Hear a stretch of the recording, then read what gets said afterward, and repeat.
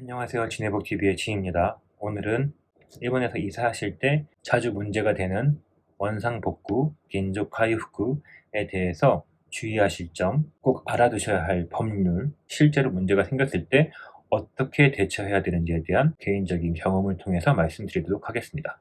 혹시 지금이라도 이사를 준비하시는 분이시면 꼭 마지막까지 영상을 봐주시기 바랍니다.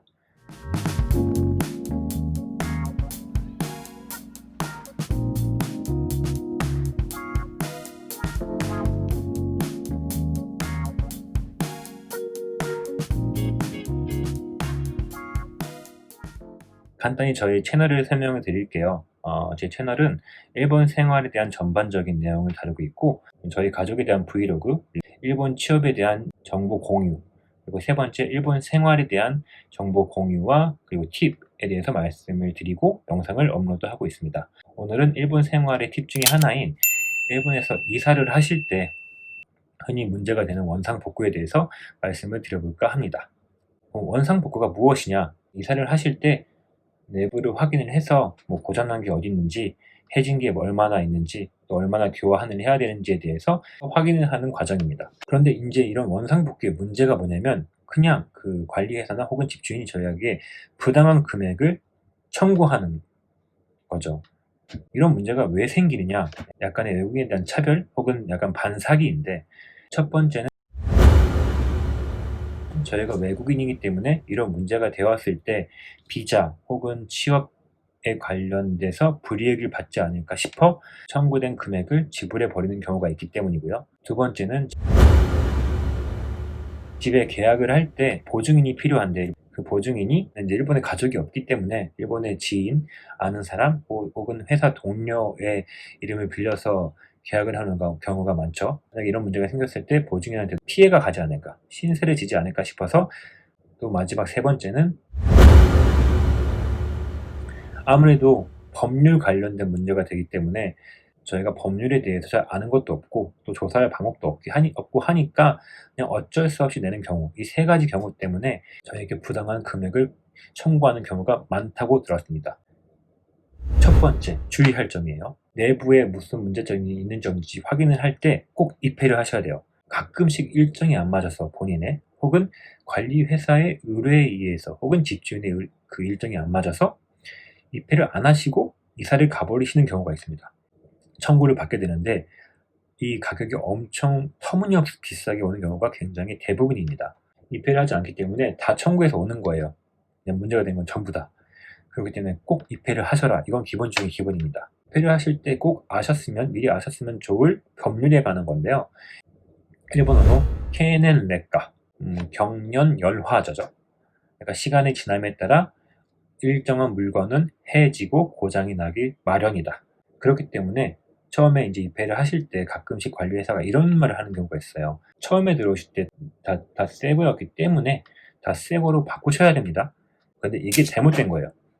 왜냐면 시간이 지남에 따라 해지는 건 당연한 거고 그 해짐의 법률 정해진 선까지는 저희가 지불할 필요가 없는 거거든요. 그렇기 때문에 그럼 혹시라도 그런 얘기를 들으면 잘 설명할 수 있도록 잘 숙지를 하셔야 되고요. 같은 경우는 그럼에도 불구하고 똑같은 상황으로 3년 전에 소송을 당했습니다. 그 당시에 저한테 청구된 가격이 30만 엔이었어요. 한 4개월치, 5개월치를 청구를 당한 거예요.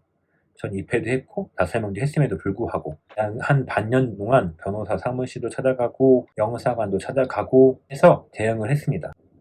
그리고 결과 35,000원 정도만 지불을 했습니다. 대응하실 때 주의하셔야 될 점은 세 가지가 있어요. 첫 번째, 쫄지 마시고 대응하시라는 거예요. 저희가 유리한 상황이기 때문에 끝까지 대처를 잘 하시면 결국에는 타당한 수준의 금액으로 합의가 가능합니다. 저도 마지막에는 소송을 당했습니다. 교토재판소에서 연락이 와서 며칠까지 와서 합의를 보고 합의가 안 될 경우에는 재판을 열겠다라는 연락이 왔어요. 이건 내가 대응을 확실히 해야겠다 해서 한 장 정도의 제 의견서를 써서 상대방 변호사 사무소에 이거를 보냈습니다. 2주 후에 다시 교토재판소에서 연락이 왔어요. 상대방이 소송을 취하했다. 다 그런 수법인 것 같아요. 그냥 외국인이고 소송 걸면 돈 내겠지. 끝까지 쫄지 말고 대처를 하셔라. 이게 첫 번째. 그리고 두 번째로 중요한 건 미리 이런 문제가 생겼을 때 보증인에 대해서 꼭 설명을 꼭 하셨으면 좋겠어요. 저한테 연락을 하고 이제 제가 이러이러한 이유 때문에 청구액이 부당하다라고 말을 하면 저한테 연락이 됨에도 불구하고 보증인에 연락을 합니다. 그 보증인한테 이렇게 협박을 하죠. 그리고 저 같은 경우는 저희 회사 인사부까지 연락이 왔어요. 악덕이었죠. 그 보증인과 그리고 회사 인사부 사람들한테 걱정할 필요 없으시고 혹시라도 또 한번 연락이 오면 본인한테 연락하세요. 혹은 무시해 달라고 연락을 했습니다. 왜냐면 앞으로 저희 인간관계나 뭐 저희 신뢰관계도 있고 해서 미리 설명을 해 두시는 것이 중요하다. 이게 바로 두 번째고요. 그리고 세 번째도 이거는 팁인데 청구 가격이 왔을 때 세세한 내용이 적혀 있습니다. 뭐 그걸 한번 딱 훑어보시고 타당하다고 생각하는 가격이 있을 거예요. 저 같은 경우는 30만 원 중에 35,000원이 타당하다고 생각을 했어요. 그 타당하다고 생각되는 금액을 미리 입금을 하셔야 돼요. 나중에 소송까지 갔을 때 지불할 의향이 없었다, 맞다라고 주장을 한다고 하더라고요. 지불해야 되는 항목이다라는 부분이 있으면 그걸 미리 입금을 해 두시면 그런 불리한 상황이 되지 않고 마지막에 제 의견서에도 며칠 며칠날 입금을 했다.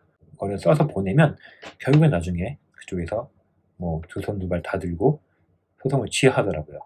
정리하자면 첫 번째는 끝까지 쫄지 말고 가라는 거. 두 번째는 보증인 혹은 관련된 사람 혹은 회사에 연락을 해서 미리 설명을 해 두시라는 거. 세 번째는 일정액의 금액, 자기가 타당하다고 생각하는 일정의 금액은 미리 입금을 하시라는 거. 이런 문제에 봉착하여 있다.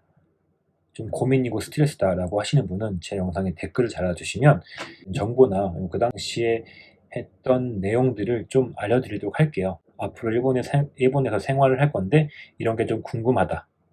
뭐 이런 문제가 있는데 이런 거 어떻게 해결해야 되는지 궁금하다라는 게 있으면 제가 갖고 있는 인맥을 통해서 아니면 다 조사를 해서 다시 답변을 드리거나 영상을 찍어 올릴 테니까 언제든지 이렇게 저에게 댓글을 달아주시기 바랍니다. 감사합니다. 그럼 여기까지.